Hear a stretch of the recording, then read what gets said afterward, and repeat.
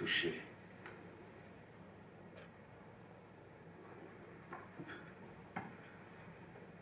Dans une autre vie, devenir violoniste et posséder plusieurs Stradivarius. Dans cette même autre vie, jouer et perdre les Stradivarius que l'on possède à la table de blackjack d'un casino, comme l'a fait un violoniste qui, selon Wikipédia, se serait suicidé le lendemain. Donner son nom à un Stradivarius. Habiter dans la seule rue de Paris qui porte le nom d'un roman inachevé d'ailleurs. Dans cette rue, mourir très lentement de vieillesse et de tristesse, être si triste que l'on ne se désole plus de rien. Se donner des ordres à soi-même, comme Léonard de Vinci, désobéir aux ordres que l'on se donne à soi-même, contrairement à Léonard de Vinci. Imaginez de terminer ses jours dans une datcha perdue et dans ses moindres détails recenser pour soi-même la vie ordonnée, économe, frugale, réglée que l'on y mènerait, ne sortant que pour couper son bois, briser la glace et cueillir des baies. Imaginez chaque soir, très précisément, dans l'espoir de s'endormir, la place que chaque objet y occuperait, ainsi que l'agencement des meubles, la composition des menus et l'emploi de chaque heure. Adopter une conduite discrète, des propos mesurés et rares, des gestes gracieux et délicats, être implacable. Ou apparaître et disparaître, comme les ballerines d'opéra entrent et sortent de scène, avec une immense détermination, visible dans les petits pas précipités et les bras en l'aile d'avion, pour mieux fendre l'air, couplée à une absence totale de logique ou de motivation présidant à ces incessantes apparitions et disparitions. Faire preuve de sang-froid en toute occasion, ne jamais céder à la colère et à l'impatience, manifester courtoisie, amabilité, retenue. Adopter pour cela des manières et des propos prudents, modestes, suivre le programme de Montaigne. Faire ce que l'on a voulu faire, être ce que l'on a voulu être, donner à son âme la forme qui lui convient davantage, etc.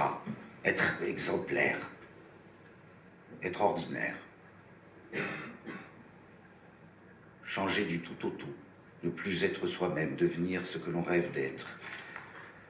Relire Jeanne Eyre de Charlotte Brontë, écrire un remake de Jeanne Eyre de Charlotte Brontë, ne plus fumer, ne plus boire d'alcool, ne plus manger que des légumes, des pommes et du riz, ne plus accumuler les livres de cuisine, ne plus accumuler les livres de manière générale, acquérir chaque jour ponctualité, ordre et assiduité au travail.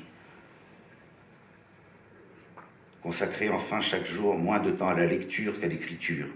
Ne plus pleurer en imaginant son propre enterrement et les musiques qu'on pourrait y jouer. Ne plus pleurer en imaginant l'enterrement de ceux qu'on aime. Ne plus pleurer dans la rue ou dans le bus en pensant à son propre enterrement et à l'enterrement de ceux qu'on aime.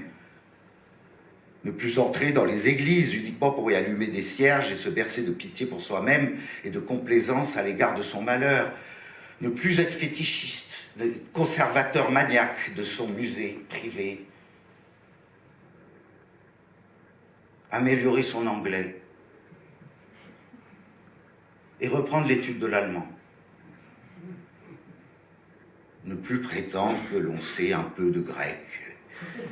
Et ne plus se vanter de ne rien comprendre à Joyce et de ne jamais avoir lu une ligne de Mallarmé.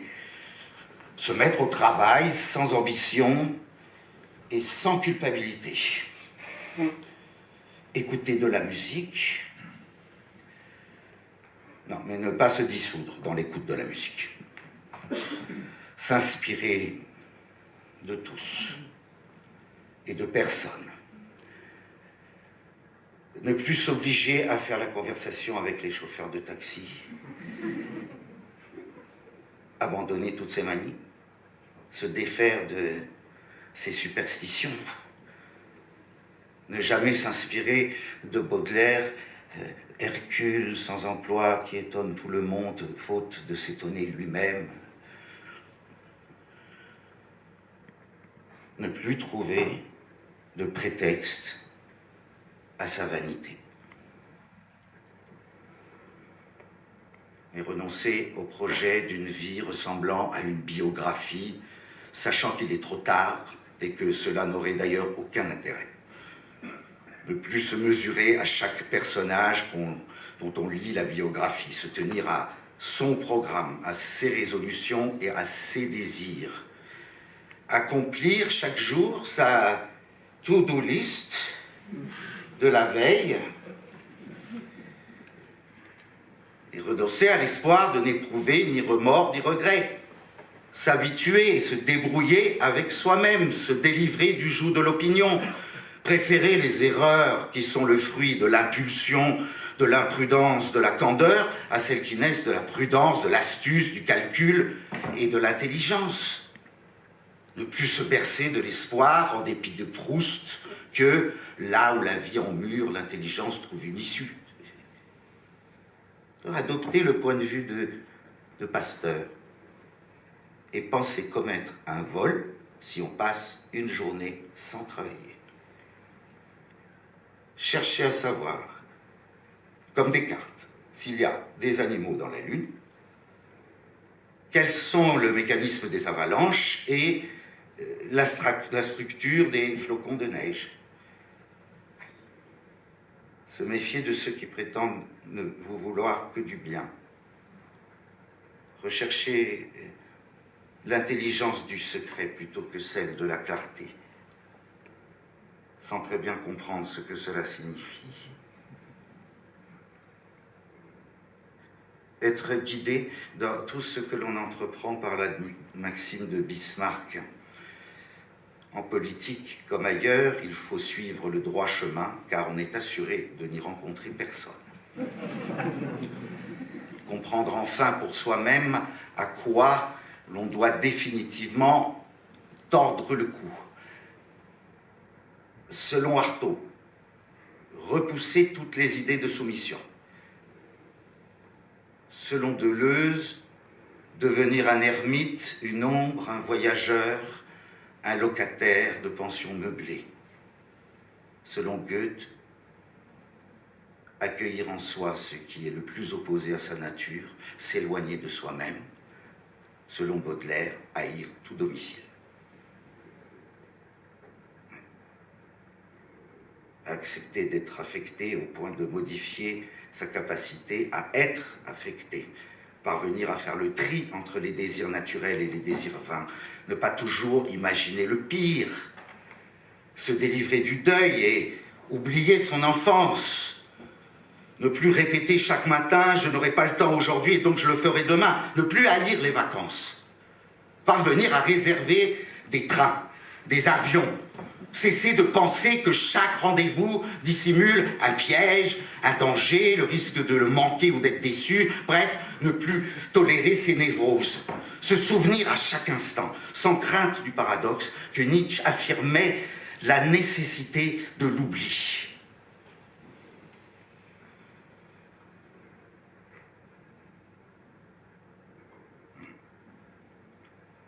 Trouver la parade au sentiment insistant d'une perte du réel. Ne pas se contenter de la déception et du récit de déception, ne pas se laver dans la déception, ne pas se contenter de récits déçus, se souvenir qu'il s'agit moins de maintenir le neuf que de renouveler l'ancien, écrire des livres comme on rédige un catalogue, lire le réel comme un texte, préférer les obsessions aux idées. Lire que la roquette d'Orient, plante dite obsidionale, a été introduite à Paris par les Cosaques en 1814. Et se souvenir de la roquette sauvage des jardins romains, si acide qu'elle brûlait le palais et vous faisait imaginer ce qu'il en était de se nourrir uniquement d'herbes ramassées au bord des chemins. Et lire que les oliviers peints par Renoir, à la fin de sa vie, ont été plantés par les soldats de François Ier, au retour d'une bataille contre Charles Quint. Découvrir sur le site www.cagne-sur-mer.fr/culture/musée-Renoir que ces mêmes oliviers, ayant survécu à 5 siècles de guerre et de catastrophes, ont été déplacés d'une dizaine de mètres pour ménager un espace d'accueil public lorsque cette maison fut transformée en musée, et qu'ils sont désormais probablement morts de cet exil aussi minuscule qu'inutile, sachant que ce sont parfois les voyages imperceptibles qui s'avèrent les plus périlleux.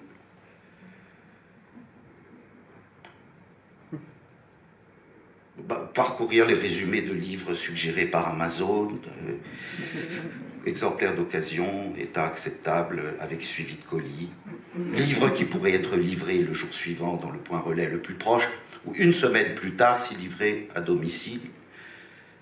Se débarrasser de ses mauvaises habitudes, se réformer, se corriger, perdre son temps, avec la détermination et le courage que l'on devrait employer à travailler. En étudiant sur un site spécialisé le calendrier des heures et dates palindromes à venir, voir que le 3 février 2030 est la prochaine date palindrome. Se demander immédiatement si on sera encore là pour s'en apercevoir. Puis, dans l'espoir de se ressaisir, comme Saint-Cyran l'aurait probablement recommandé, si on l'avait eu comme coach ou confesseur, décider de se rendre à soi-même et à son néant. Et encore mieux, lors des moments de grande pénitence déclenchés par le désœuvrement qui a précédé et l'abattement qui a suivi, se souvenir que la grandeur de l'homme revient à être nécessairement à l'écart de soi-même. Entamer une carrière de pénitent. Rancer, soudain violemment accablé d'une vie trop mondaine, s'enfermant dans la cellule d'un couvent avec la tête coupée de sa maîtresse défunte sous une cloche de verre. Chateaubriand, recevant par pénitence de sa vie trop mondaine l'ordre d'écrire la vie de Rancé, enfermé dans sa cellule de moine avec la tête coupée de sa maîtresse défunte, etc. Pratiquer aussi, tant qu'à faire, l'instant suivant, la joie de vouloir détruire ce qui mutile la vie, ignorer le sens de cette note très ancienne et qui ne semble pas une citation, attachement, virgule, ok, virgule, similitude. Point.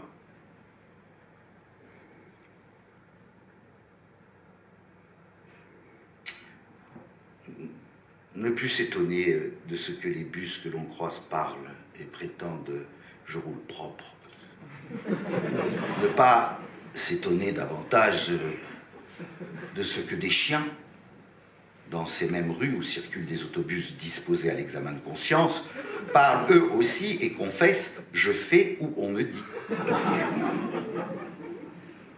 Ne plus flotter dans la mélancolie, le renoncement comme on fait la planche trop longtemps dans une piscine, par lassitude d'une nage sans destination, ne pas se bercer de l'espoir de disparaître à la faveur d'un incendie ou d'un tremblement de terre et de renaître ailleurs, par exemple en Australie, parce que c'est aux antipodes et que n'ayant jamais prononcé le mot devant quiconque, on espère que c'est le seul pays où l'on ne viendra pas vous chercher. S'endormir chaque soir, parce qu'il faut bien y parvenir, et que dès lors tous les moyens sont bons, en imaginant le plus infime détail du bungalow près de la mer que l'on ne possédera jamais, mais dans lequel on pourrait enfin vieillir et mourir, et passer sa vie dans le jardin anglais de Munich à regarder les jeunes gens surfer sur une seule vague, ne plus s'enticher de tout garçon ayant une mèche qui lui dissimule une partie du visage, résister encore davantage à ces zéphyrs de poche qui, les joues gonflées, relèvent la dite mèche par un léger sifflement ascendant. Celle-ci agissant alors comme un rideau mollement agité par la brise dont les oscillations, aussi régulières et douces que la respiration d'un bébé, cachent et dévoilent le paysage, suscitant avec autant d'intensité l'envie de sortir que de rester enfermé. Forte, da, on, off, avec toi, mais sans toi, donner ce que l'on n'a pas, à qui n'en veut pas, etc. Ne pas prétendre, par la même occasion, que tout garçon doté du fameux regard à la Diana, la prunelle levée vers ses propres cils, le menton légèrement baissé, par crainte d'une observation trop frontale du monde, pour éviter la gifle qui plane, le signal avant-coureur d'une fuite imminente, qui offre de tomber sous le charme d'un portrait flamand vissé sur le corps d'un surfeur californien, et autoriserait donc de céder à un engouement faussement anobli par un penchant esthétique, et dire que ce n'était pas mon genre, etc. Ne pas se bercer de l'espoir que l'on devient meilleur avec le temps. Se souvenir que le sentiment dépressif, ce que Dante nommait la grande tristesse, ne naît pas d'une circonstance particulière, mais de l'existence elle-même, et qu'il convient donc de s'y accoutumer le plus rapidement possible. Mais aussi qu'un auteur remarquait que lors de la rédaction de l'Enfer, Dante avait moins fait preuve d'imagination que d'un stupéfiant sens de l'observation. Avec le projet et l'espoir d'aller mieux, recopier cette note pour finalement n'y trouver aucun répit, il peut s'avérer bénéfique, au plan de l'économie psychique, de faire appel aux vertus des activités dites sublimatoires pour pallier les pertes objectales ou narcissiques et recueillir le parfum de la nostalgie qui est dans leur sillage.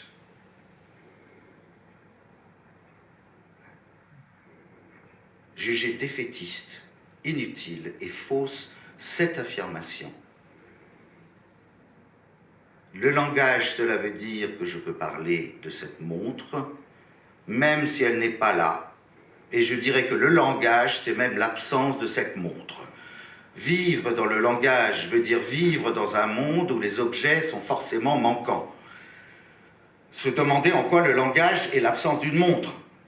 Éprouver constamment du désarroi au point de ne plus le sentir. Désirer se défaire de tout ce qui, dans son âme, est une soumission aux autres. S'efforcer de penser désormais à ceux qui vous entourent comme à des étrangers et en retirer de l'indulgence et de la douceur à leur égard. Ne pas se bercer du souvenir des moments où les âmes et les corps semblaient à l'unisson.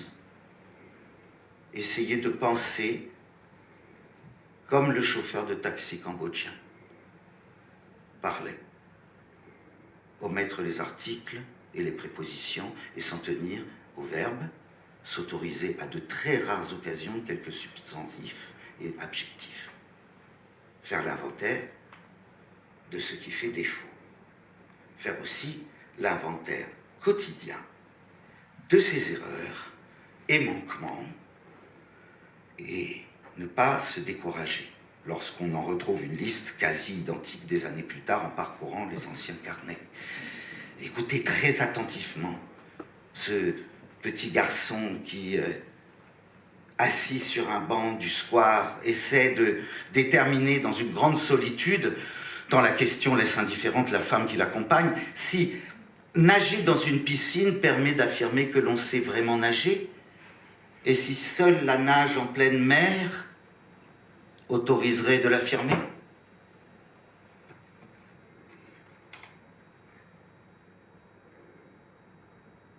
Cessez de considérer que manger et boire constitue toujours une défaite et que sinistre de chaque soir.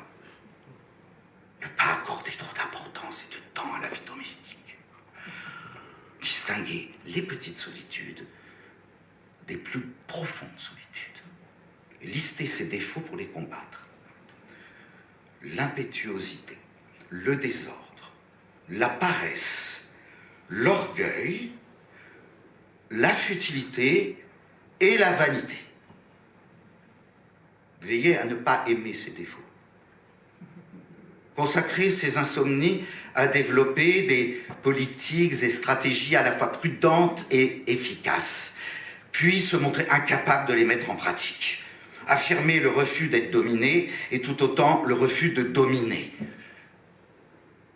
Ignorer si Stendhal prétendait qu'il faut entrer dans l'existence par un deuil ou par un duel, puisque le mot recopier est illisible, que la source est perdue, et devinant que les deux sont possibles, si ce n'est comparable. Donner raison à Renoir à chaque fois que l'on se sert d'Internet, qui prétendait que le pire de notre époque serait la conséquence de l'invention du tube. Le tube permettant de faire circuler ce qui ne devrait pas circuler. L'eau, le gaz, le pétrole et dorénavant les données. Ne jamais oublier que selon le proverbe libanais, parler c'est vendre, quand écouter c'est acheter. Rejeter les vitupérations sentimentales, ne s'étonner de rien, rien ne m'est plus, too late, nevermore, Lord Anxious, etc. Et se souvenir du bain, pris dans une piscine d'hôtel sur un toit de Florence parce que la lumière était parfaite, parce que la température de l'air et de l'eau était parfaite, le moment si parfait qu'il était infiniment présent, bien que déjà un souvenir, qu'on le savait non reproductible, et donc aussi désespérément triste. Ignorer pourquoi certaines images et scènes sont inscrites à jamais dans la mémoire, quand la majeure partie de l'existence s'engloutit dans l'oubli. Contempler cette bande de jeunes filles qui volent comme des moineaux autour d'un container, débordant de vêtements usagés. N'espérer rien de bon venant de Dieu, savoir qu'il est mercredi, parce que le bruit de l'aspirateur du voisin se conjugue à celui plus mélodieux de la chute du container de verre sur l'avenue. Deviner que l'heure du déjeuner approche, parce que le bruit des couverts et des assiettes déposées par les serveurs chargés de dresser les tables sous les fenêtres monte en puissance, comme le son des instruments de l'orchestre qui s'accordent derrière le rideau, signale que le concert va commencer. Adapter régulièrement ses lunettes à sa vue déclinante et s'habituer au verre progressif. Faire le décompte amer de ses chutes et blessures. Payer chaque mois son loyer, en retirer un sentiment de satisfaction, de devoir accompli et de sécurité provisoire. Quitter les maisons et les êtres sans chagrin et sans regret. Ne pas penser à chaque fois que l'on part, je ne reviendrai pas, comme c'est désolant. Enfin, aimer partir et donc ne plus craindre de revenir. Être conscient que lors des grandes solitudes, l'avantage est de ne souffrir par personne. Ne pas s'attarder sur les annonces immobilières de son quartier et perdre des heures à se demander où et avec qui l'on aimerait et pourrait enfin habiter. Ne plus chercher ni à plaire ni à déplaire. Ne pas craindre, comme saint Jérôme le craignait, de se réveiller les épaules couvertes d'échymoses parce que les anges de Dieu le fouetteraient durant son sommeil pour le punir de préférer la lecture de Cicéron à celle de la Bible. Notamment, mais pas seulement, faute de lire chaque jour Cicéron et la Bible. Mais être d'accord avec ce cinéaste, on fait des films ou on écrit des livres parce que l'on ne trouve personne à qui parler. ce qui revient à considérer que chaque conversation est une page mort-née. Ne pas devenir aussi neurasthénique que Buzz l'éclair quand il comprend qu'il pourrait être remplacé par un jouet plus performant. Ne pas jouer au paria orphelin et stérile. Imaginer le monde du point de vue des marchandises. Ne plus se poser de questions futiles. Les émotions de l'ordinateur, sont-elles sincères? Pourquoi plusieurs femmes dans le palmarès des 100 plus grandes bassistes du XXe siècle, mais aucune dans la liste des plus grandes guitaristes? Pourquoi les Québécois ayant un accent très prononcé quand ils parlent n'en ont aucun quand ils chantent? Ne pas se demander si les affects que l'on éprouve ont été encodés par la matrice. Apprendre que l'audition est profondément individuelle puisque dépendante de la position physique du sujet par rapport au signal sonore et puisque le cerveau calcule plus qu'il l'entend. Apprendre aussi que l'externalisation du processus de digestion par la cuisson des aliments ayant pour résultat de gélatiniser l'amidon et de dénaturer les protéines a rendu possible le sevrage des très jeunes enfants et l'alimentation des vieilles personnes dépourvues de dents. Rejouer en boucle, comme on regarde une bande-annonce, certains passages de son enfance sans jamais comprendre pourquoi c'est cela qu'on a retenu. Donner raison à la reine d'Angleterre quand elle affirmait « Recollection may vary ». Lire qu'à chaque naissance président 4 divinités, le démon, la fortune, l'amour et la nécessité. Et redouter que seul le démon et la nécessité aient présidé à la sienne. Recopier cette citation, la vie est courte, l'art est long, l'occasion est fugace, l'expérience est trompeuse, le jugement difficile.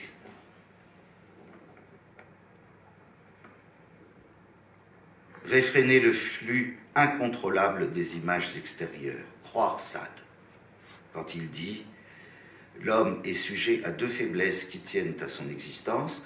Partout il faut qu'il prie, partout il faut qu'il aime, et voilà la base de tous les romans. »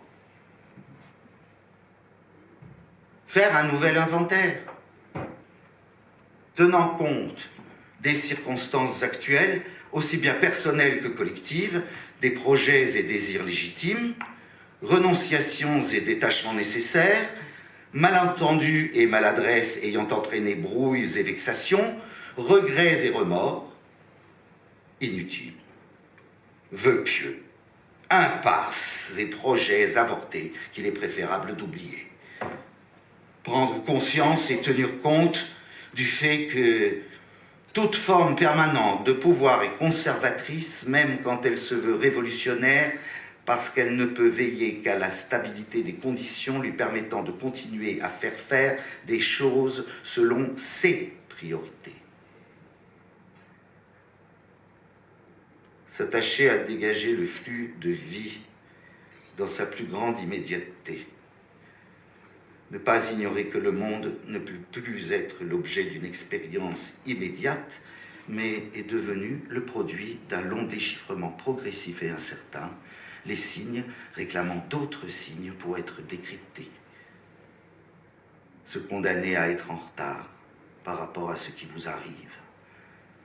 Se souvenir qu'on accède à une chose qu'à travers une autre, et que dans le monde des relations indirectes, chaque expérience se reflète dans une autre, se mouvoir dans un espace rempli de miroirs, dans une réverbération universelle, sachant que le plus puissant miroir est le temps. Refuser la tentation de rendre joli et charmant le moindre acte de la vie quotidienne, parce que c'est une perte de temps souvent accompagnée d'une perte d'argent, déclenchant une nouvelle perte de temps. Ne jamais se lamenter sur ce pauvre siècle étriqué. Refuser le précepte, se désolidariser du monde Ne plus craindre qu'il ne resterait qu'à mourir si l'on parvenait enfin à se débarrasser de tous ses défauts. Renoncer une fois pour toutes à espérer vivre dans les tableaux et les livres. Se défaire des illusions une à une et ne pas en tirer une gloire, sachant que la mélancolie est le prix de ce renoncement et que la mélancolie ôte le plus souvent la force d'agir. Regarder avec terreur la solitude se répandre dans son existence, comme on parcourt le matin dans le journal la carte des ravages de la déforestation ou la progression de la fonte des glaces, plus s'obliger ou plutôt s'essayer à la froideur et à la lucidité.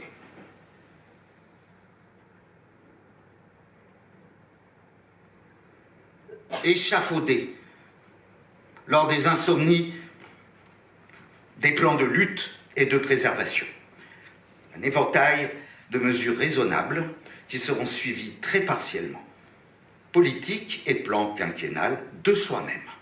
Colbert de son royaume personnel, fondation, plantation, institution, maxime, édit, jugement, décret, règlement. Résister à la fascination des illusions perdues. Ne plus agir avec soi-même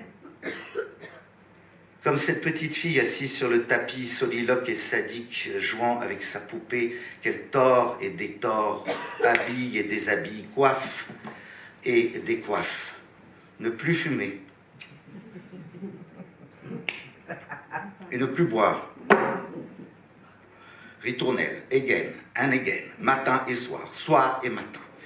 Et selon Eckhart, c'est le propre de la créature de faire quelque chose à partir de quelque chose, mais le propre de Dieu, de faire quelque chose à partir de rien. Donc, trouver ce quelque chose pour faire quelque chose, et donc, dans la même logique, ne pas se prendre pour Dieu. Reconfigurer ses désirs matériels, ses désirs de matière générale, ne pas espérer un autre monde, mais un monde autre. Et ne pas céder à la tentation de classer immédiatement cette résolution avec grincement de dents et sourire goguenard de rigueur dans la rubrique des vœux pieux. Ne céder ni à la résignation, ni à l'exaltation, ne rien comprendre à la métaphysique, se replier sur les moralistes. Et assister dans la léthargie flottante provoquée par un séjour trop prolongé sur son ordinateur à l'effondrement de l'ordre symbolique qui autrefois tenait le monde. Imaginer pour soi-même de nouveaux objectifs, trouver la voie qui mène à un oui ou à un non, résister à la fatigue, épuisement, grande lassitude, sortir du feu roulant du désespoir et ne pas retourner le scalpel contre soi, constatant qu'il est émoussé et ne tranche plus rien. Ne pas vouloir que rien d'autrui et que seul ce qui est vous et propre vous affecte. Ne pas pressentir le moins du monde, ce que l'on est, etc. Devenir ce que l'on est, etc. Déterminer enfin clairement ce qui dépend de soi et ce qui n'en dépend pas. Acquérir maîtrise, patience, endurance, fermeté. Ne pas renier les affections éprouvées autrefois. Faire bon usage de ces affections. Repousser sans hésitation ce qui crée le malheur. Et ne pas endosser, dans l'espoir qu'elle vous tienne chaud et vous protège de la pluie, les frusques élimés du romantisme. Se saisir des occasions et éviter les obstacles. Ne pas rechercher les prétextes à exercer sa vertu, mais les accepter quand ils se présentent. Exercer des jugements à bon escient. Se souvenir que c'est par la technique que l'on se rend parfois maître du destin.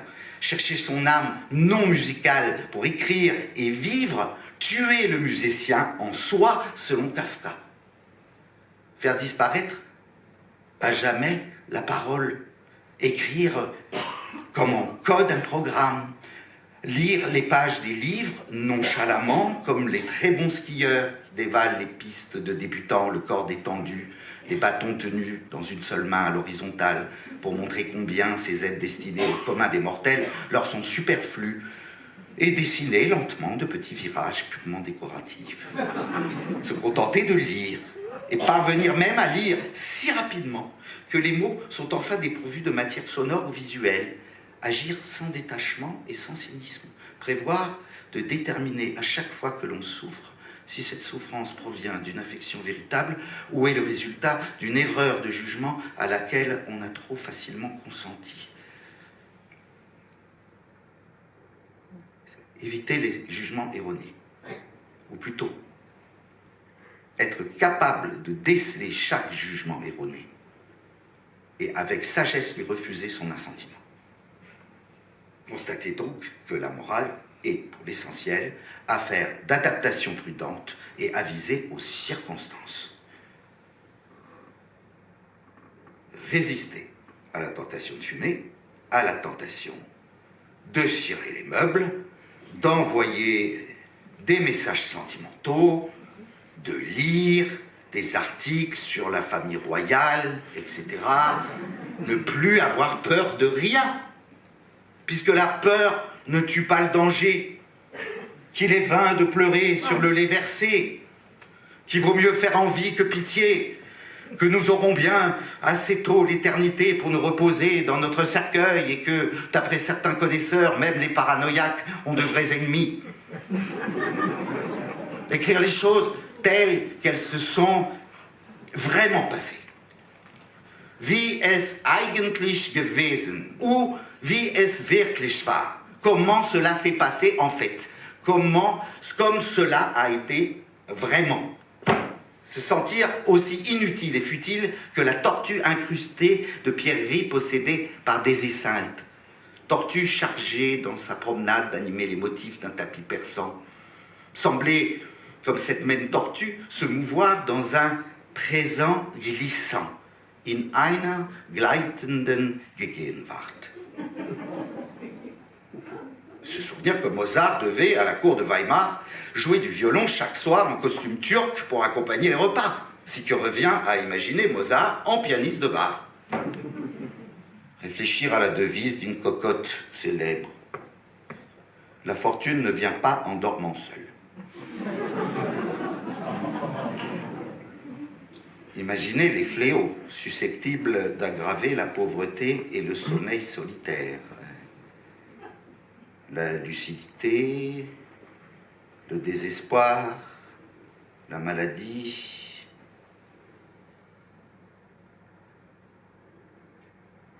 Jetez les listes de tâches reconduites de semaine en semaine jusqu'à ce que l'on renonce enfin à le recopier parce qu'on les savait dès leurs inscriptions frappées d'obsolescence. Éprouver un sentiment de grande fatigue à la lecture de ces dizaines d'opportunités ratées et menaces d'eschatologie commerciale. Sephora, démarrer l'année en beauté. Air France, c'est confirmé, vous repartez. Amazon French Days, dernier jour pour vous faire plaisir. S'adresser des résolutions pour conjurer les injonctions, trier, classer, ranger, jeter. Taire ce qui vous affecte, mais n'affecte ni le monde ni les autres. Ne plus confondre une tache d'eau de javel sur le parquet avec un rayon de lumière qui entrerait dans la pièce.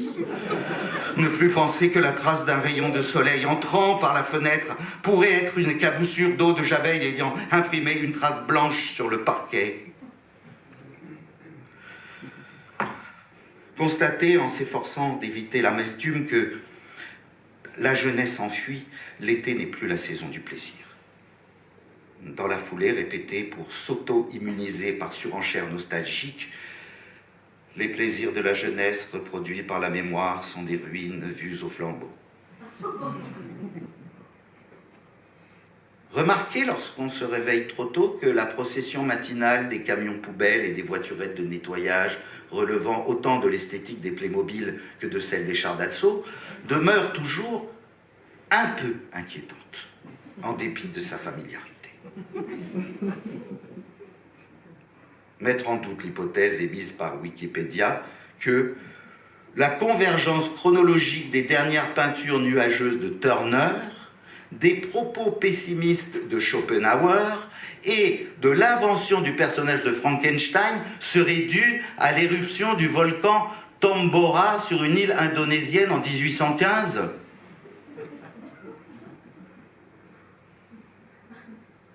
Lire que la figuration à partir d'un point de vue unique est récente historiquement et limitée géographiquement, autrement dit à l'Europe et à son fardeau existentiel et à sa gloire passagère. Tenter de découvrir en soi ce que nous n'avons pas l'esprit de démêler ou la sincérité d'avouer. Apprendre par cœur cet exemple de grammaire anglaise pour illustrer l'usage du futur. She will finish her book sometime. She will finish her book sometime. Ressentir du chagrin teinté de dépit pour un affront dont on souffre, mais que l'on a pourtant infligé soi-même des dizaines de fois dans une parfaite indifférence pour la douleur de l'autre. Tenir à son programme. Consulter la biographie d'un violoniste qui composait des sarabandes, et là, après 2 heures d'errance d'un lien à l'autre, flottant de descriptions de châteaux écossais, en indication sur la manière de tenir son archet, plus que jamais constater que chaque chose, en effet, mène à une autre et que nous ne désirons rien d'autre que de pouvoir enfin commencer.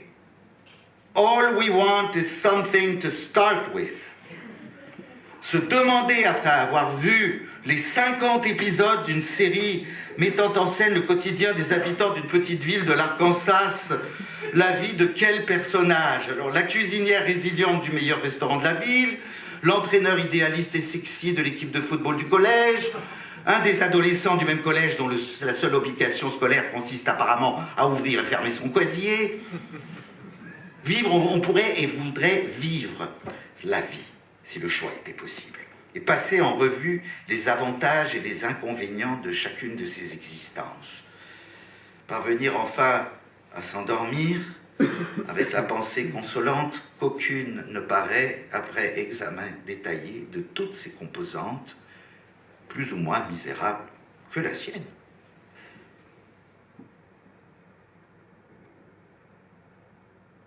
Évaluer avec le regard froid du chef de bureau que son subalterne ne parviendra jamais à duper, en dépit de ses rondes jambes et de ses protestations de compétences professionnelles. Cet implacable chef de bureau, à qui on ne la fait pas, son propre passé, présent et futur. Répéter chaque jour la phrase d'Antoine Doinel dans Les 400 coups. Ma mère, monsieur, elle est morte. Constater avec un sourire un peu crispé qu'alors il proférait un mensonge et que désormais on énonce un fait avéré. Prononcer à haute voix la phrase en s'étonnant soi-même et un léger temps de retard parce que la douleur vient toujours en différé et par surprise qu'elle soit celle d'une fracture ou d'un deuil. Se souvenir que l'on ne sera plus jamais aussi jeune qu'aujourd'hui. Se souvenir aussi chaque matin qu'être mort, c'est ne plus faire partie de ceux qui prennent leur petit déjeuner. Ne pas penser que l'on tue à chaque fois que l'on ne s'efface pas soi-même. Épier depuis l'enfance avec inquiétude la tombée du jour.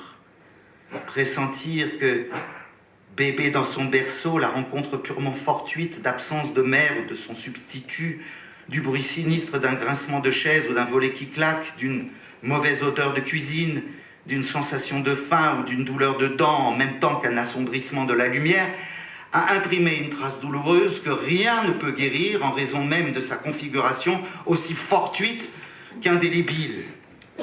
Éprouver chaque matin, au retour de la lumière, un immense soulagement. Trouver le moyen de mettre un intervalle entre la vie et la mort. Entendre en passant sur l'avenue ce début de l'amour dans l'abondance de toi. Tu vas où, dis-toi? Tu rentres chez toi, toi? Oui, oui, et toi, tu m'accompagnes? Saluer le plus courtoisement possible, peut-être même un peu trop, l'unique figure mythologique du voisinage, gardienne cumulant alcoolisme, mélancolie et sénilité, consacrant désormais ses journées de l'aube à la tombée de la nuit, sous la pluie et dans le froid, à faire briller les cuivres de l'immeuble. Se tenir à bonne distance, en dépit du souhait d'être aimable, au souvenir du chiffon souillé de miroirs reçu en plein visage un jour de colère inexpliquée. Ne pas se vautrer dans la défaite, les humeurs catastrophistes, les causes moribondes, aussi bien ne pas miser sur les Chouans, le comte de Chambord, la duchesse de Berry, les Guises plutôt que les Valois, et en se regardant dans la glace, s'exercer à faire preuve, pied droit en avant, montant relevé, œil dans le vague, silhouette 3/4 profil, de grandeur d'âme et de hauteur de vue.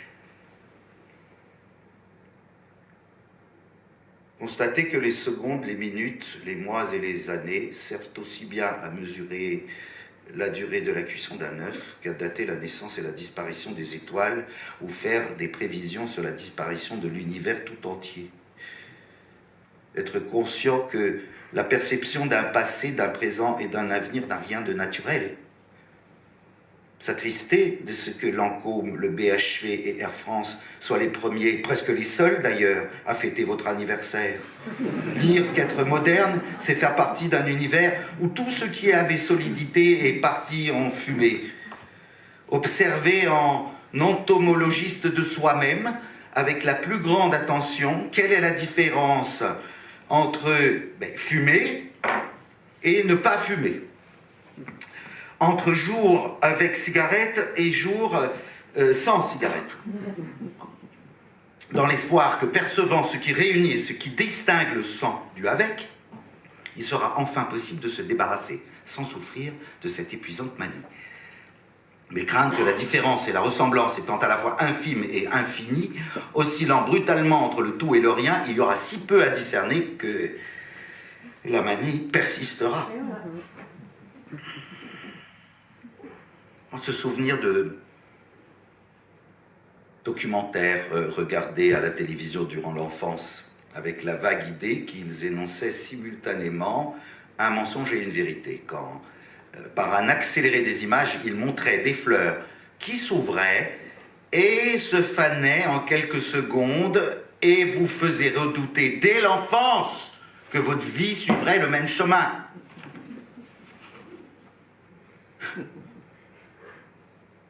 Éprouver une compassion et une tendresse absolue pour une petite fille juchée sur un affreux vélo rose décoré de princesses, de fées, de paillettes que sa mère, irritée par sa lenteur, pousse sans ménagement sur la chaussée, en se saisissant brutalement du col de sa veste comme un gendarme ferait monter un prévenu dans un fourgon.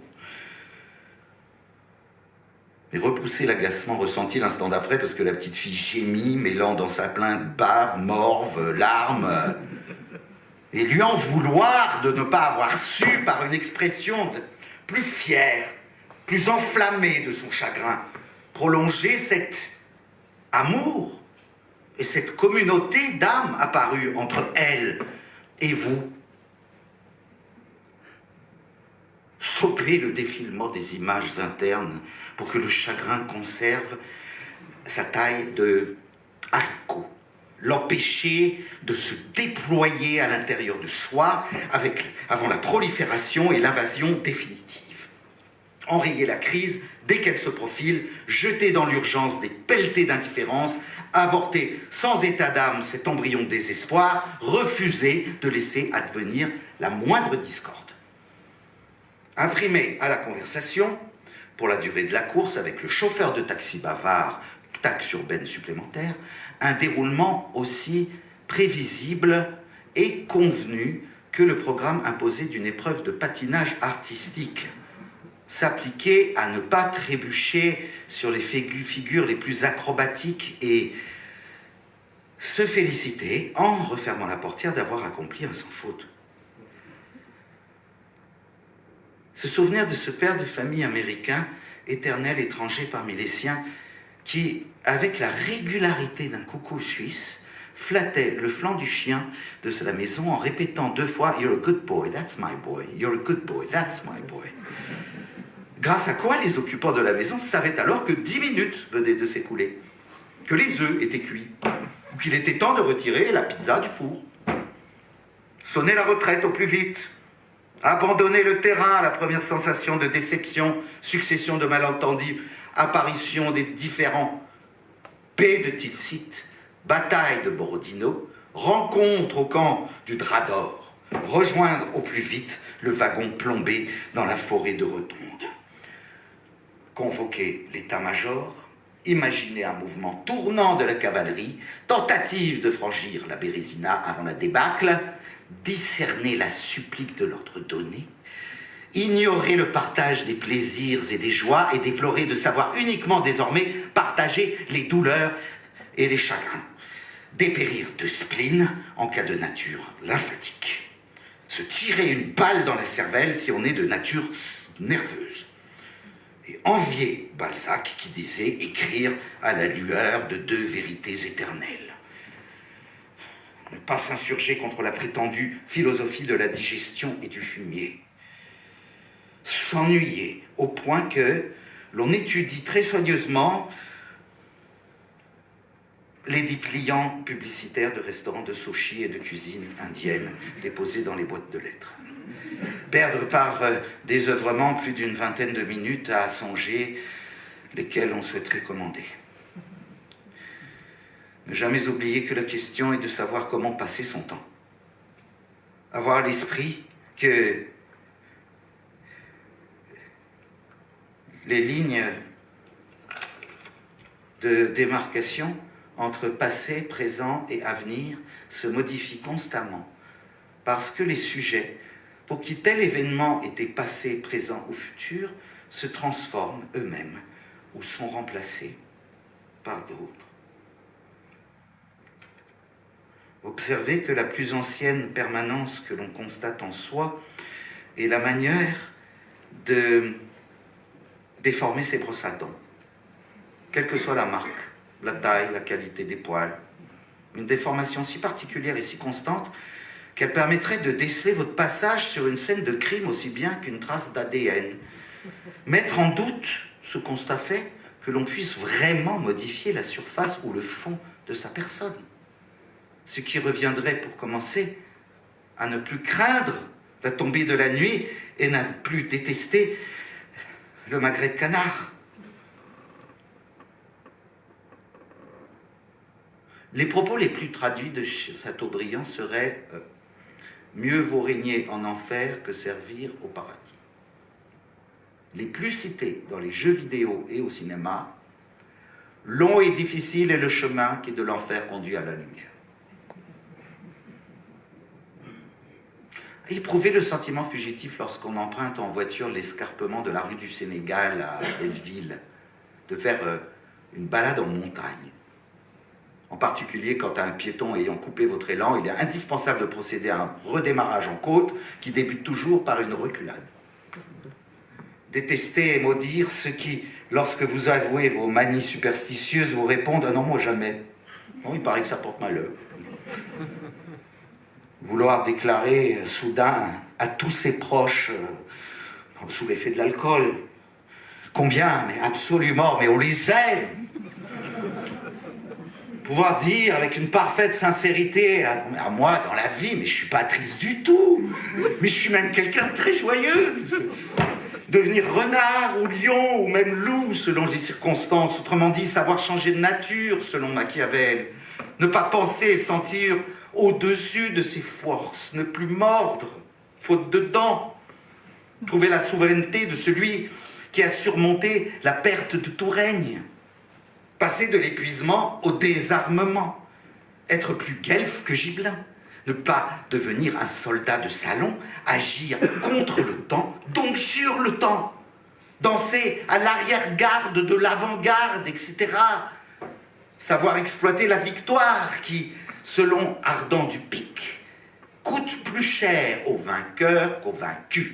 Car, dit-il, les meilleures jambes sont celles des fuyards. S'émerveiller de ce que chaque chose fasse cadeau d'une autre. La traversée nocturne de la 85e rue en taxi, défilé sombre entre les rochers de Central Park, du fait de l'épuisement des amortisseurs, conjugué au chaos de la chaussée, l'occasion d'une balade en carriole dans la lande écossaise. Le déversement du conteneur de recyclage du verre sur l'avenue le mercredi dans Paris, le chant et grelet d'un torrent de montagne, le démontage des étals du marché d'Anvers, l'écho sinistre d'un échafaud que l'eau dresse. Un jour ensoleillé d'octobre, le spectacle du monde extérieur éclairé à la bougie. Le retable de Saint-Jean retenant la Vierge qui s'effondre de douleur, la vue d'un couple de danseurs ivres de plaisir.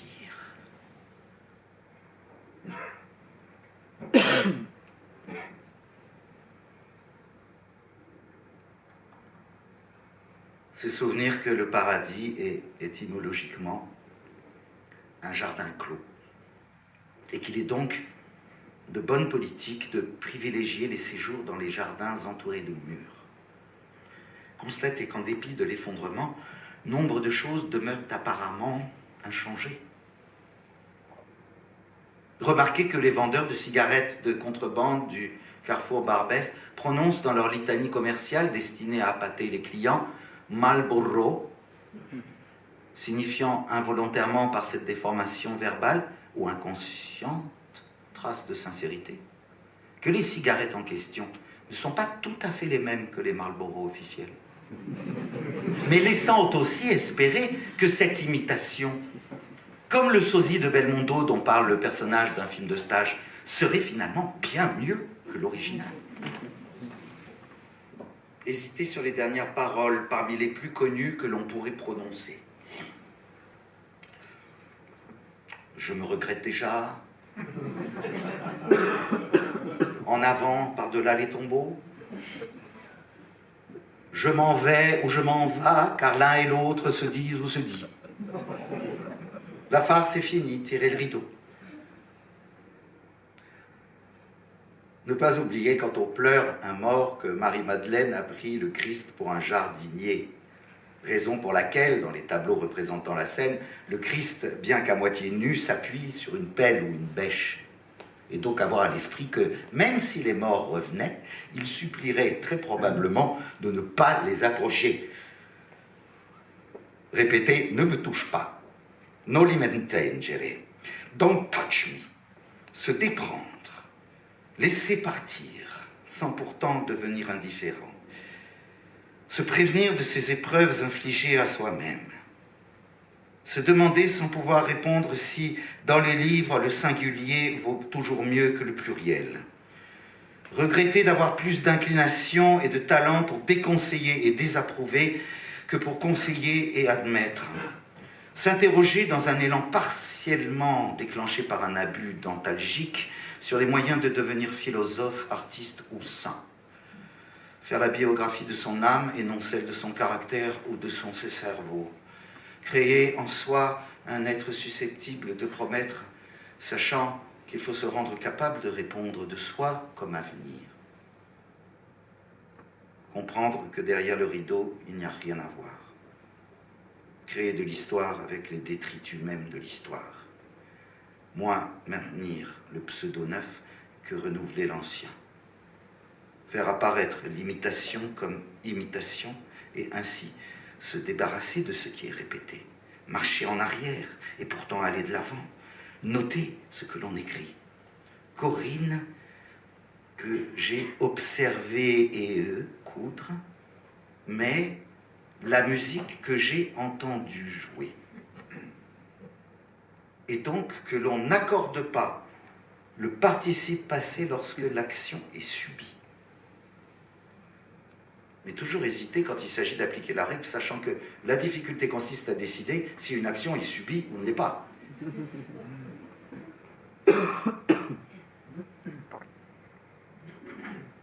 Refuser d'enfermer la force de la procréation dans le carcan de la matrice. ne plus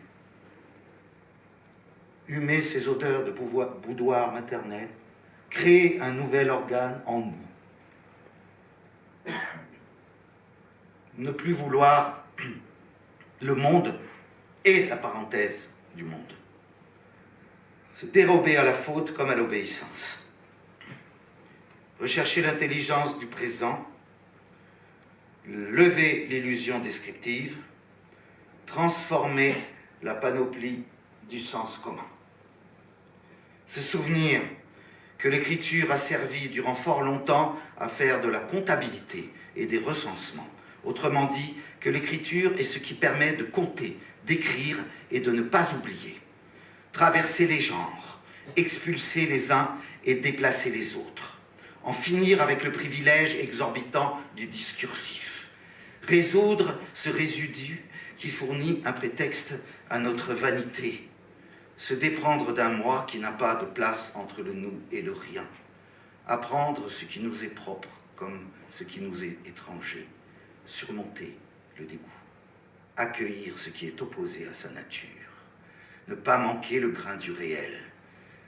Ne pas se résigner à l'aphasie des temps modernes. Échantillonner, décliner, réinventer, nommer et faire voir. N'être plus capable que des affections et des amours de loin. Prévenir son entourage qu'on déteste les anniversaires surprises. Ne pas perdre définitivement l'habitude de conduire. Veiller dans la mesure du possible à ne plus faire de pocket calls. Tenir le coup, ne pas flancher. Better days will come, we will meet again, etc. S'éloigner de soi-même. Ne pas pratiquer une pensée sans affect. Ne pas croire qu'on sait parce qu'on a vu. Retailler les habits d'hier pour aujourd'hui. Penser autrement qu'on ne pense. Percevoir autrement qu'on ne voit. Réinventer une manière d'écrire d'après la retraite de Russie. Soigner ses verbes. N'écrire aucun livre impassible. Ne rien oublier et tout apprendre. Et avec eux, congédier la vie ancienne, la vie antérieure, la vie rêvée.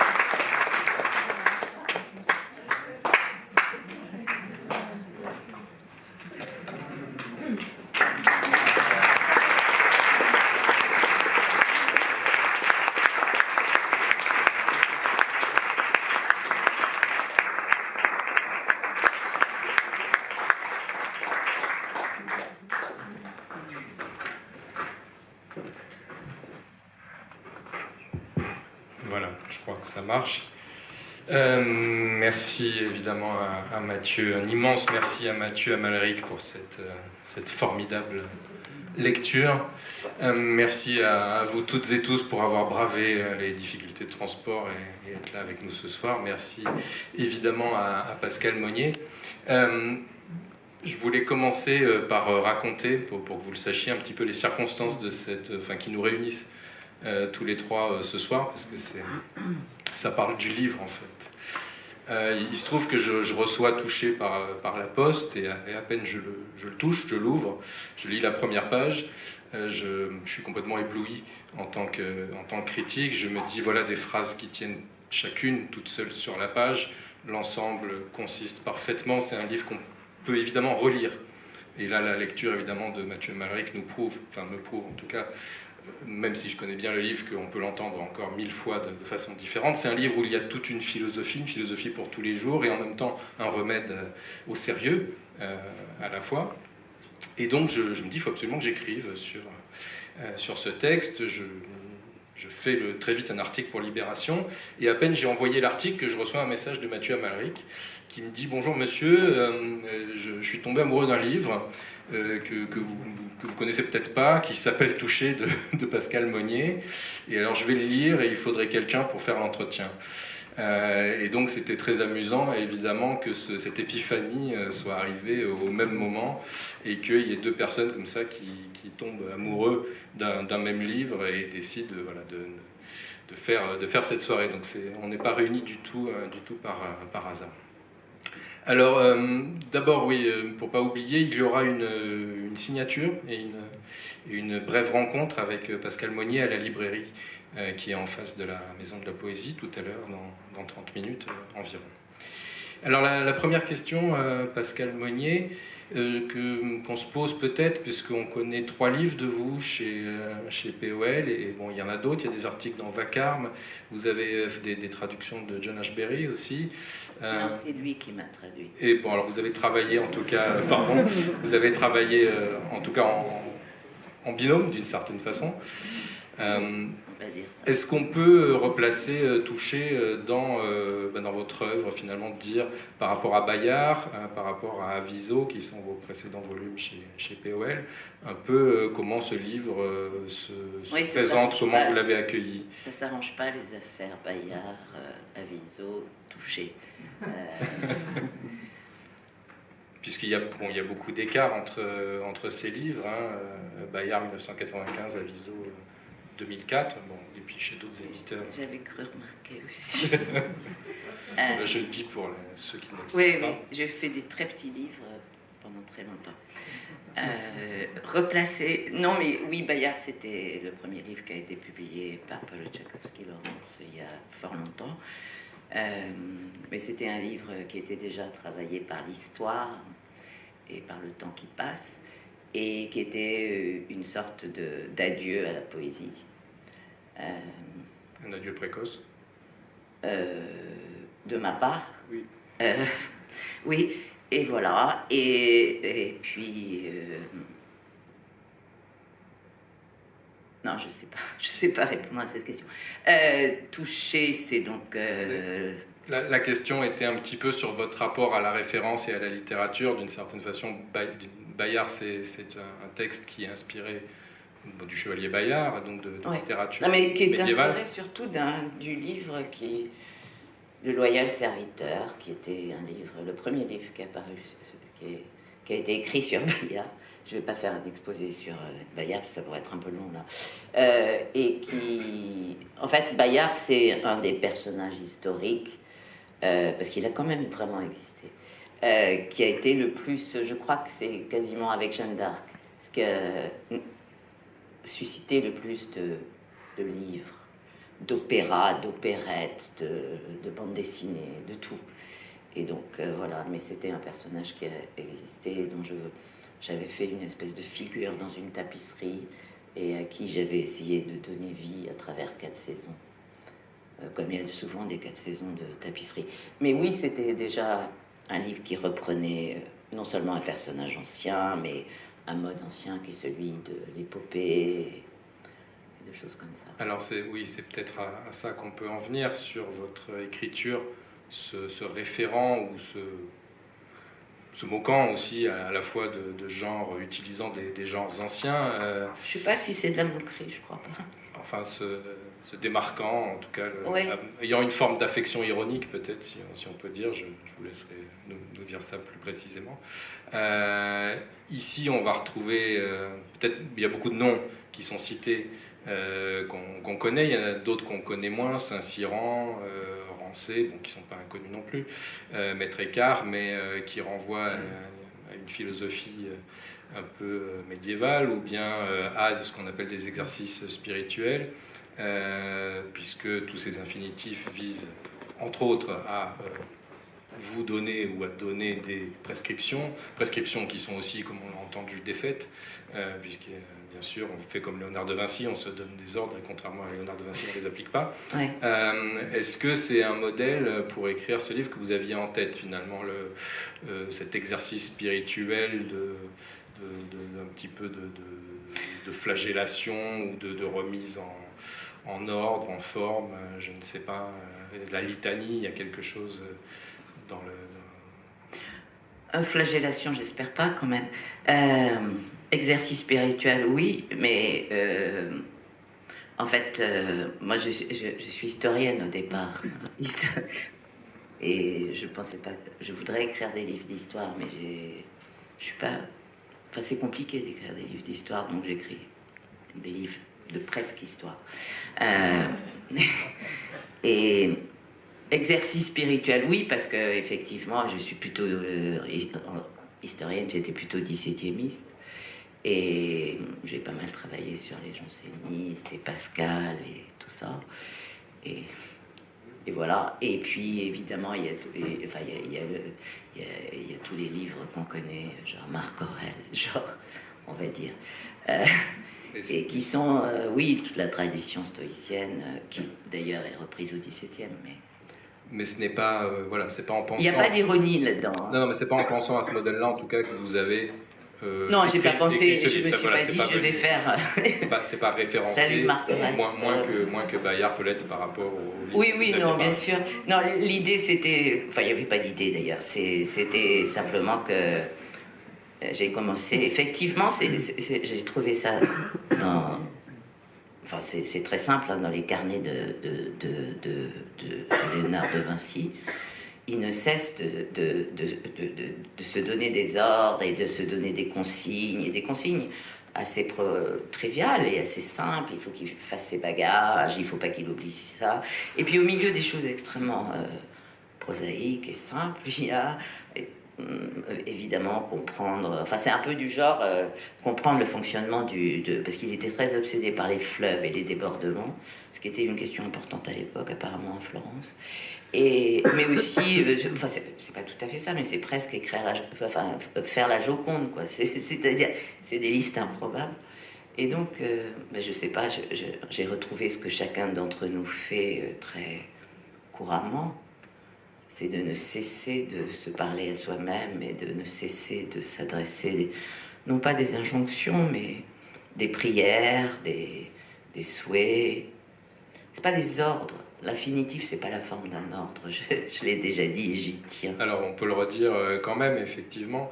On est marqué, enfin moi en tout cas, j'étais marqué en écoutant Mathieu Amalric dire le texte, par le fait que l'infinitif était moins sonore, d'une certaine façon, s'entendait moins que quand on lit le livre sur le papier. Mais en tout cas, bon, si on ne l'a pas remarqué, tout est écrit entièrement à l'infinitif, un infinitif qui a plusieurs valeurs. Bon, la plus évidente, c'est celle de la prescription, entre guillemets, manifester courtoisie, amabilité, retenue, par exemple. Et puis évidemment, dès qu'on a des verbes du genre se représenter, se rendre compte, etc., là on n'est plus dans la prescription, mais plutôt dans une sorte de constat, éventuellement désabusé. Je ne sais pas ce que vous pouvez en dire de ces valeurs de l'infinitif. Mais oui, sans faire de grammaire, dans lequel je suis très nulle d'ailleurs. L'infinitif, c'est assez simple, hein, ça contient le mot infini. Et c'est assez paradoxal qu'un temps et qu'une conjugaison contiennent en soi justement l'absence de temps, enfin en tout cas de temps comme les autres temps, qui sont toujours à vous situer dans quelque chose, du moins dans le français, parce qu'il y a plein de langues où ça fonctionne pas comme ça, je crois. Mais le français est assez rigide avec ça. Et l'infinitif, ça contient l'infini, mais ça contient aussi la non-conjugaison. Il n'y a pas de sujet. C'est un verbe qui se prête absolument à tout. Il devient performatif, il devient affirmatif, il devient négatif. Et donc il me permettait de... Je ne l'ai pas fait exprès, je ne l'ai pas décidé, mais très vite on se rend compte que c'est la forme, oui, de conjugaison qui conjugue le plus de... qui justement ne se rapporte pas à un sujet, se rapporte à tous les sujets et évidemment, quand on écrit quelque chose, on a envie de sortir du jeu, en tout cas, il me semble. Et donc, c'est le verbe idéal pour ça, enfin, c'est le mode idéal pour ça. Parce que il n'y a pas besoin de sujet et il n'y a pas besoin de se fixer dans aucune temporalité précise. Mais ce qui est très, très étonnant, et j'ai évidemment magnifiquement entendu dans ce que Mathieu a lu, parce qu'il l'a lu avec tellement de... Mais j'ai été même étonnée, parce qu'il a su le faire, de voir à quel point dans l'infinitif, il y a l'infini du verbe. Ça contient absolument ça. Ça contient le projet, ça contient le souhait, ça contient l'ordre à soi-même, ça contient vraiment beaucoup de choses. Et finalement, c'était pas un si mauvais choix, je crois. Enfin, en tout cas, c'est ce que Mathieu m'a fait entendre. Et ça permettait aussi de ne pas avoir je sais même pas comment ça s'appelle, mais enfin que les adjectifs n'aient pas besoin d'être... Il n'y a pas besoin aussi d'accord. L'accord et la conjugaison, c'est ce que détestent tous les gens qui apprennent l'orthographe. Mais c'est pas pour rien, c'est parce que c'est aussi une imitation assez grande du déploiement de soi-même et de la façon dont on peut s'inscrire avec la langue dans le quotidien. Alors c'est peut-être ce qui... D'ailleurs, pardon, excuse. Je vous en prie. Je crois qu'énormément de slogans de mai 68 étaient à l'infinitif. Parce que c'est la forme la plus... Non pas injonctive, justement, c'est exactement le contraire, c'est la forme du désir. C'est justement dans cette forme du désir et dans sa fluidité, c'est ce qui permet peut-être aussi l'infinitif que, si l'on lit et relit, puisque ce livre se relit, je pense. Cool. Non, écoutez, ça vaut le coup, hein, pour 13 euros, 64 pages, vous en avez pour toute la vie. Donc ça, c'est quand même assez pratique. Ce qui permet, bon, quand je parlais d'ironie ou d'autoflagellation, ce système à deux temps ou moteur contrarié, puisque si on lit bien, il y a beaucoup de choses contradictoires qui sont indiquées à l'infinitif. Mais en réalité, puisque ce temps est infini, elles sont plus contradictoires. Elles se résolvent d'une certaine façon, peut-être. Je ne sais pas si elles se résolvent, mais c'est... bon, il y avait aussi quand même un peu absolument une petite fantaisie sur les manuels de développement qui sont un peu pénibles aujourd'hui. Cette injonction au bien-être, au bonheur, à la résolution de tous les problèmes...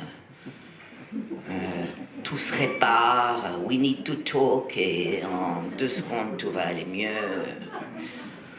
Ok, un petit peu. Enfin, qui moi m'angoisse, un peu me stresse. Il y a pas mal de choses qui me stressent, mais ça particulièrement, de savoir que, bon, téléphoner à machin, ça va aller. Bon, ok. Et donc, il y avait évidemment. Enfin, il y avait évidemment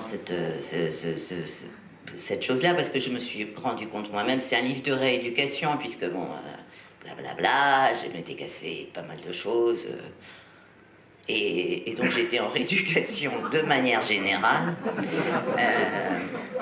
et je me suis dit, c'est le moment, et voilà, et donc, je sais plus,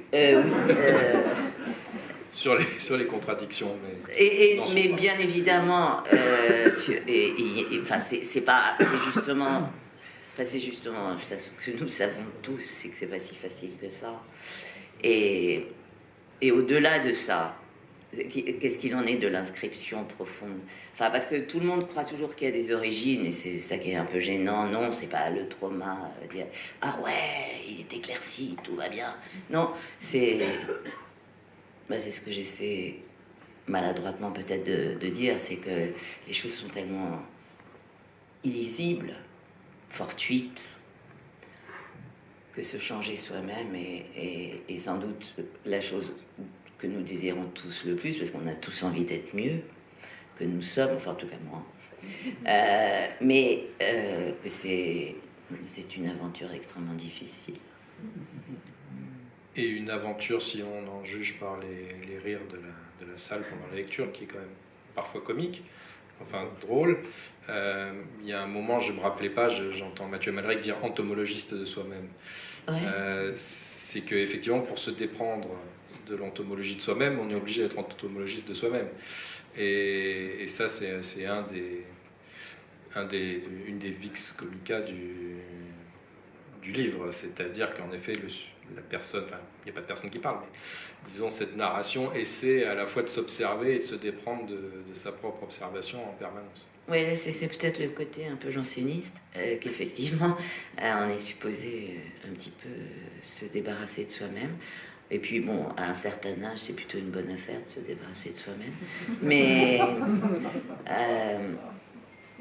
oui, bah, il n'y a pas lieu non plus d'en faire un drame permanent. Hein. C'est pas la Traviata non plus. Non, mais c'est... Alors... Mathieu a fumé une bouffée, je peux le faire. Oui, oui, bien sûr. Parce que il a demandé la permission. Alors il faut que ça soit de la fiction, c'est ça qui est génial dans la vie. Si on filme que c'est dans la fiction... Est-ce qu'on peut boire le verre de vin aussi? Oui, oui, tu peux. Alors ça c'est un très très beau concept. On peut fumer si c'est dans la fiction. C'est-à-dire que c'est sur une scène, vous jouez, vous avez le droit de fumer. Mais on n'a pas le droit de fumer si c'est du vrai. Donc là, c'est possible de lire une phrase pour faire en sorte que ça soit de la fiction. C'est mieux que l'autоfiction, c'est le plus que fiction, on fume quand c'est de la fiction. Donc une autrice, effectivement, ouais. Sur une scène, va fumer, ouais. Fumerait. Mais très peu, on a droit à 3 bouffées. Il ne faut pas déclencher les trucs. Pensez à fumer une cigarette ou fumer une cigarette? Là, c'est fumer, hein. Là, il y a plus de pensée.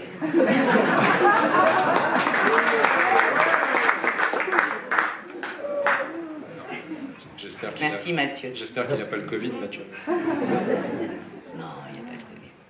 Bon, alors il n'y a pas de quoi en faire un drame, et comme l'a bien montré Mathieu Amalric, c'est un peu triste des fois quand même. Bon, j'ouvre au hasard de tout ce que j'ai coché quand je l'ai lu. Renoncer une fois pour toutes à espérer vivre dans les tableaux et les livres. Alors ça, c'est une préoccupation d'artiste. Est-ce qu'on peut dire que c'est quand même aussi un livre on parlait de coaching et d'auto-formation, mais un peu pour artiste quand même, parce qu'il y a la mauvaise honte de l'intellectuel, j'ai l'impression, qui revient assez souvent. Je suis pas une intellectuelle du tout, moi. Bon, alors des gens qui créent, qui sont pas forcément des créateurs ou des créatrices, qui sont pas forcément des intellectuels. Non, c'est pas ça. Non, je crois pas que c'était ça. C'était simplement que tous les gens, enfin tous, pas les livres, mais même un enfant qui lit une bande dessinée ou qui regarde un jeu vidéo ou qui regarde un truc, et il a envie d'être dedans, plus que dans la vie, non? Enfin, en tout cas pendant qu'il le voit et les 5 minutes après, enfin, si ça a été bien. Et on est pareil, on voit des tableaux, on voit la tête dedans plutôt que d'être sur le boulevard Saint-Michel, non? Et c'est un peu ça. C'est un peu ça. Et puis, je sais pas, on lit des livres, on lit Guerre et Paix, on lit... Enfin, ou d'autres livres, et on a envie d'être dedans. Je crois et il y a un moment où il faut arrêter d'être dedans. Je crois qu'il y a des gens qui pensent que c'est une approche artiste, en fait, des œuvres, de vouloir être dedans, et que la plupart des gens ne veulent pas être dedans. Ah, je sais pas, j'ai connu pas mal d'enfants qui, quand même, après avoir vu des films de western et des trucs, étaient avec des machins, et c'est aussi simple que ça. D'ailleurs, cet enfant formidable qui n'a pas la fierté de résister à sa mère et qui se met à baver. Ouais. Non, c'est une petite fille, elle a existé. Vous pouvez nous en parler? Non, je la connais pas plus que ça. Hein. Mais elle était vraiment très attendrissante, et puis après, elle a été un peu énervante. Mais bon, comme nous tous. c'est en ce sens que je disais qu'il y avait tout à peu près, une philosophie pour tout dans votre livre, dans cette liste. Je reviens parce que quand même sur les artistes ou la figure de l'artiste et du créateur, de la créatrice d'un livre. Et vous avez parlé tout à l'heure de Bayard, personnage de tapisserie.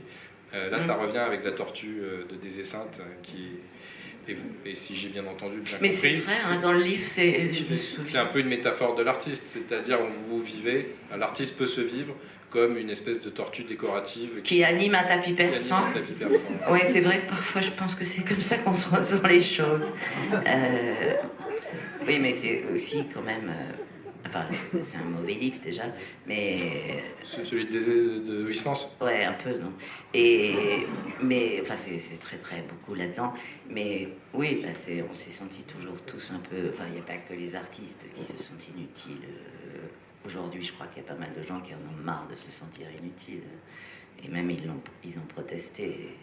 Ils aimeraient bien que se sentir inutile, c'est... Bah, on a tous envie d'être utile et que les autres le reconnaissent. Donc parfois on se sent effectivement... Enfin là c'est les bons jours hein, qu'on se sent à décorer un tapis persan. Et les mauvais? Je sais pas. Les mauvais... Non, oui, non mais... Alors passons à une autre question qui intrigue tous les lecteurs et les lectrices. C'est une liste, mais alors, en écoutant Mathieu, on a l'impression qu'il y a un mouvement, qu'il y a vraiment une sorte de plan, mais qu'on n'arrive absolument pas à saisir. On entend bien des retours, les taxis, les violons par exemple, comme des motifs musicaux, et on a l'impression qu'il y a une progression tout de même vers une sorte de résolution, se déprendre de soi, et quelque chose qui de plus en plus vient. Comment est-ce que vous avez composé, alors j'ai envie de dire... organiser techniquement ce texte, si c'est pas une question indiscrète.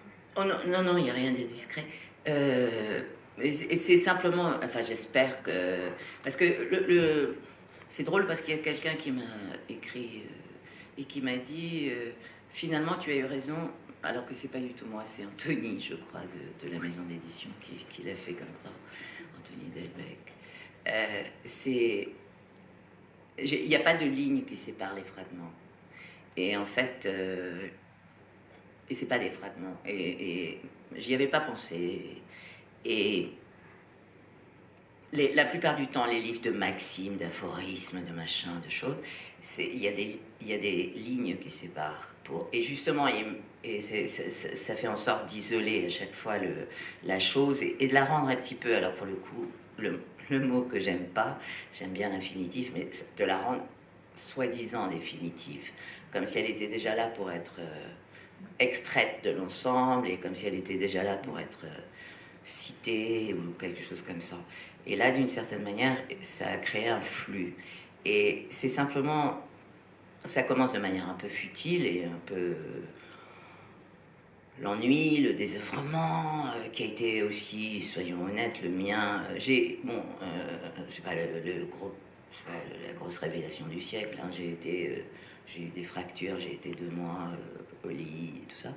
Et le désœuvrement est assez considérable dans ces cas-là. Et enfin, même si je faisais des choses, mais notamment de la rééducation avec des kinés. Et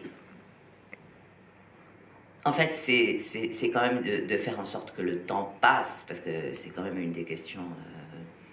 enfin, c'est pas la révélation du jour, hein, que notre relation au temps est une chose importante dans nos vies. Et le temps passe et que quelque chose avance et qu'une évolution se fait, même s'il n'y a aucune résolution à la fin et qu'il n'y a pas, ah oui, ça y est, j'ai tout compris dans la vie, je suis devenue...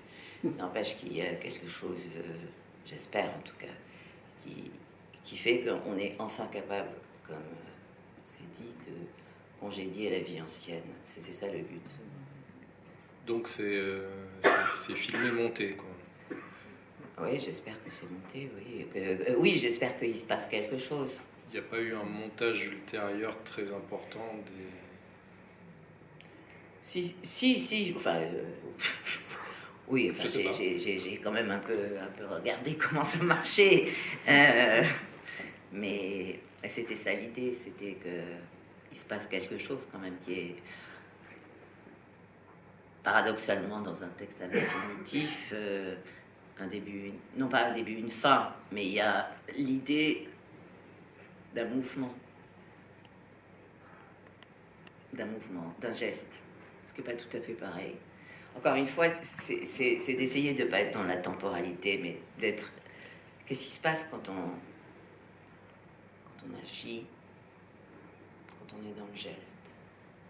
On y pense beaucoup quand on ne peut plus faire de gestes. Mais de gestes de manière générale. Et Bayard, c'était une chanson de geste déjà. C'est quoi le geste? Est-ce que... C'est pas très clair. Si, c'est pas mal. C'est pas mal. Ouais, non, je sais pas. Moi, ça me paraît bien, mais... Cool. Enfin, c'est poétique. Est-ce que dans l'aspect qui peut être perçu, je prends des précautions, vous voyez, qui peut être perçu comme cocasse du livre, il n'y a pas un exercice sceptique tous azimuts vis-à-vis de des lectures, parce que ça fait partie aussi bien de l'eschatologie publicitaire que de la relecture de Deleuze et de son ermite. Non, je ne mets pas les deux choses sur le même niveau. Hein. Ah bah, c'est ma question. Non,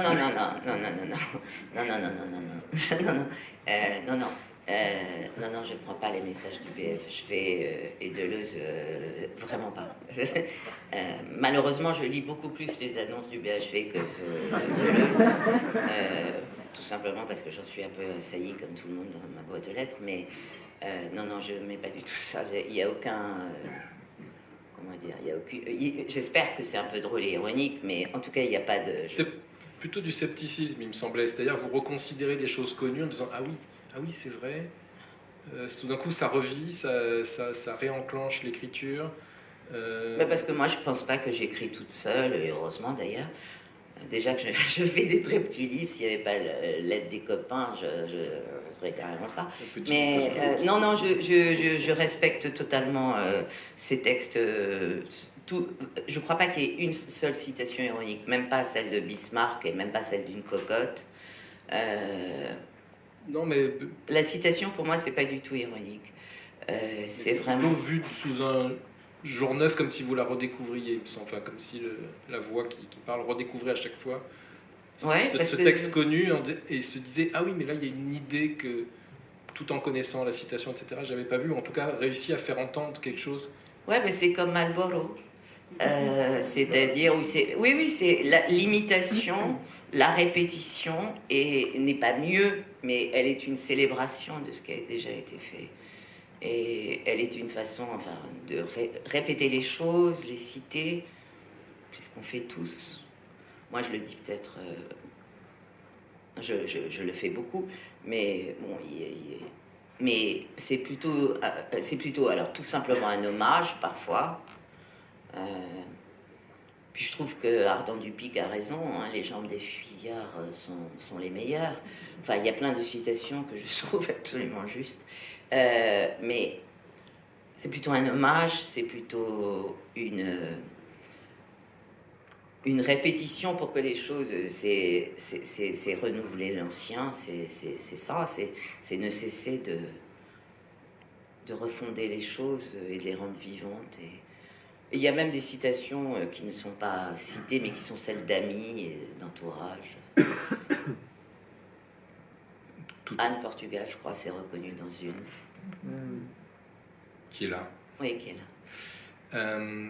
Tout à l'heure, quand on a fait ce qu'il ne fallait pas faire, c'est-à-dire faire l'interview avant, en se préparant, on a parlé de Memento Mori, qui est une des thématiques du livre. Et alors, on peut se dire qu'à coller à la question de la répétition, est-ce que c'est une répétition générale Mais en tout cas, comment vous abordez ce thème de façon, enfin, je trouve, accessible à quel que soit l'âge qu'on est, somme toute, vous en faites une préoccupation très légitime de se mourir. Je crois que c'est des questions que tout le monde peut se poser, quel que soit. Voilà, Oui. Et la façon dont vous faites des propositions peut aider. même si on n'est pas dans le coaching. Là, c'est une question vraiment difficile. Ben oui,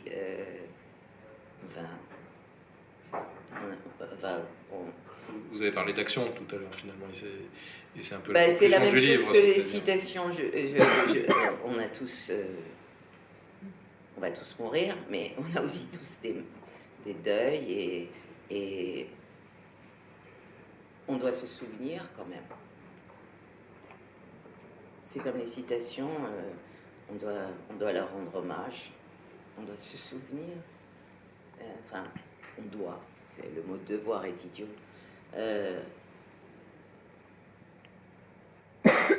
Oui, on doit enfin, il est bien de s'en souvenir. C'est mieux qu'il doit. Et je me souviens évidemment des miens, mais je me souviens des autres et